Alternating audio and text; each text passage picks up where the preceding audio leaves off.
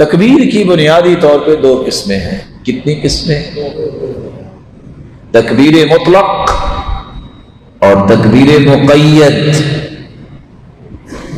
تکبیر مطلق سے مراد یہ ہے جو ہی چاند نظر آئے اس وقت سے آپ اللہ ذو جلال کی کبریائی بیان کریں. جب بھی چاہیں، چلتے پھرتے، چارپائی پہ بیٹھے، صبح شام، جب آپ کو موقع ملے.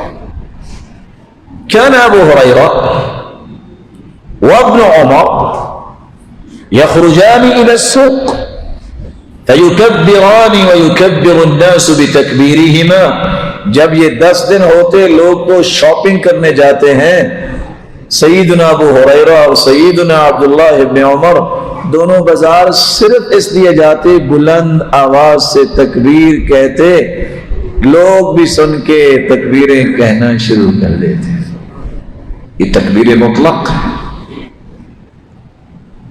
وكان محمد بن علي يكبر خلف النافلة. امام بخاری روایت لائے ہیں کہ محمد بن علی صرف فرض نماز نہیں، نوافل کے بعد بھی وہ تکبیریں کہتے. افضل ایام الدنیا ایام العشر. سارے سال کے دنوں میں سب سے افضل دن یہ 10 دن ہیں.